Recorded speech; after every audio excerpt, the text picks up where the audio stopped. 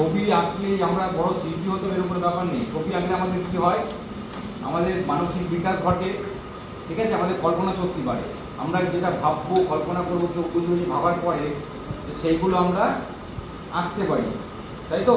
এটাকে বলা হয় কল্পনা শক্তি। তুমি যেটা চোখ বুঝে ভাববে, ভেবে করলে এই জায়গাটা এরকম, ঠিক আছে, এরকম ছিল, এই রাস্তাটা এরকম ছিল, এইগুলো আমরা ভাবি, সেটাকে বলা হয় কল্পনা শক্তি। এইটাই আমরা কি করছি খাতাতে, সেটা আমাদের নতুন করে আমরা যেটা ছবিটা আঁকছি সেটাকে বলা হয় কল্পনা শক্তি, তাই তো? আরেকটা জিনিস, আমরা ফোন দেখে অনেকে আমরা বাড়িতে ফোন ঘাটছি, ফোন দেখে ছবি আঁকছি। ফোন দেখে ছবি আঁকা হয় না।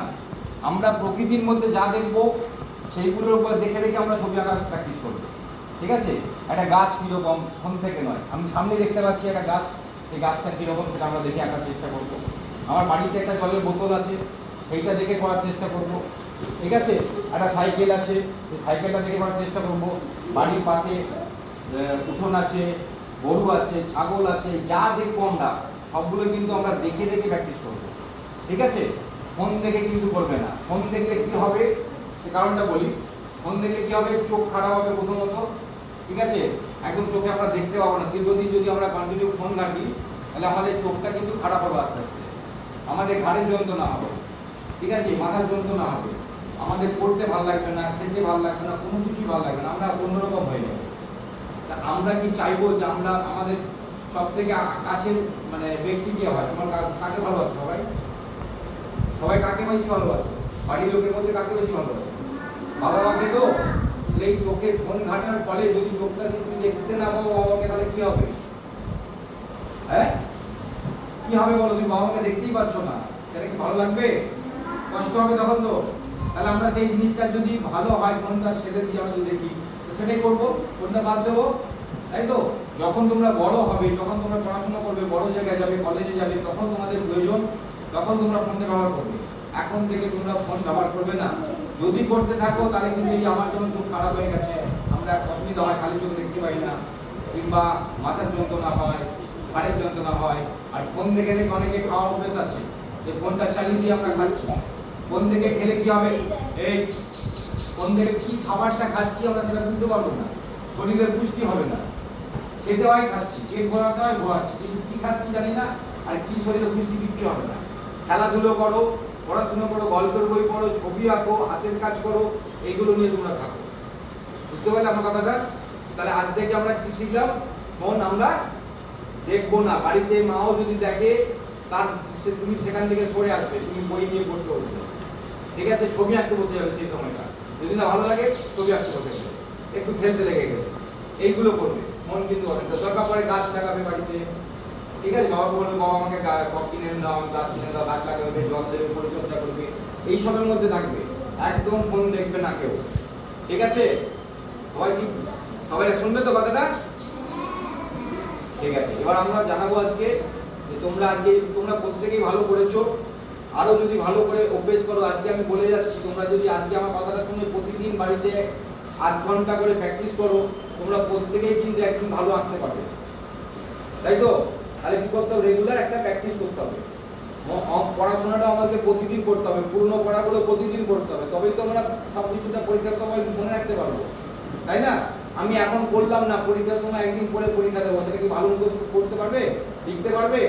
তাহলে আমাকে ডেলি পড়তে হবে, তাই তো? সেই রকম প্রতিদিন পড়বে, তার সময় সময় পড়ার শেষে আধ ঘন্টা করে ছবি আঁকবে, তাতে ভালো লাগবে তোমার, ঠিক আছে?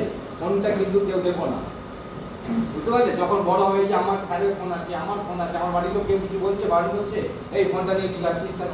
কেউ কিছু বলছে কি? বলছে না। কারণ কি জানে আমার একটা প্রয়োজনীয় জিনিস। আর তোমাদের এখন প্রয়োজনীয় জিনিস কি? বই, খাতা, ছবি আঁকার খাতা, রং, পেন্সিল, এইগুলো তোমাদের প্রয়োজনীয় জিনিস। এইগুলো নিয়ে তোমরা কাটবে, এইগুলো থেকে দেখবে তোমরা একদিন না ঠিক একটা জায়গায় পৌঁছে যাবে।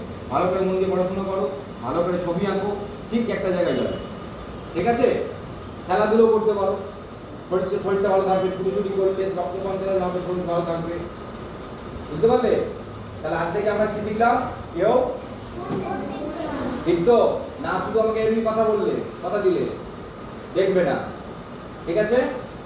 আর বাড়ির বড় গুরুজনদেরকে কথা শুনবে, গুরুজনকে মানবে, ঠিক আছে? বড়রা অনেক সময় আমরা তুমি দেখেছি, এখন দেখতে পাচ্ছি, বড়রা কিছু বললে হ্যাঁ তুমি যাও তো, তাদেরকে এই কথাটা বলা হয়, মানে কি বলে সেটা বলবে না, তারা যেটা বলবে সেটা শুনবে, ঠিক আছে, সেটাই তোমাদের ভালো হবে। বুঝতে পারলাম আমার কথাগুলো? ঠিক আছে। একটা ছবি দিয়েছিলাম, এই ছবিটাতে রং ভরতে দিয়েছিলাম, তো সেইটাতে যে সুন্দর করে রং ভরিয়েছো যারা যারা, তাদেরকে আমরা বেছে নিয়েছি ফার্স্ট সেকেন্ড থার্ড, ঠিক আছে। তাদের মধ্যে প্রথম হয়েছে রিকপাল। রিকপালকে হাত তোলো, দাঁড়াও, রিকপাল বেরিয়ে এসো।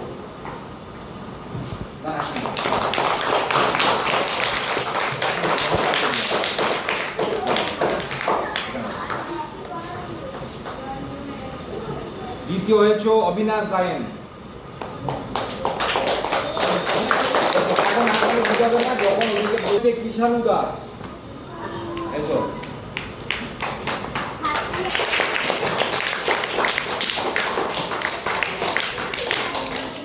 ছবি একটু বুঝছো? স্যার আপনি আসুন। হ্যাঁ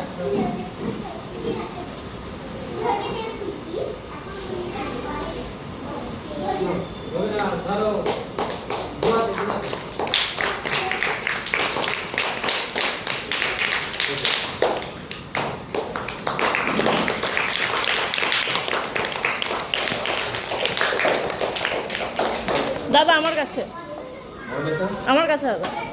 আচ্ছা, এবার বড়দের মধ্যে ফার্স্ট সেকেন্ড থার্ড যারা হয়েছো তাদেরকে বলছি, হ্যাঁ তাদের নামগুলো বলছি। ফার্স্ট হচ্ছে অগ্নিশ পাল।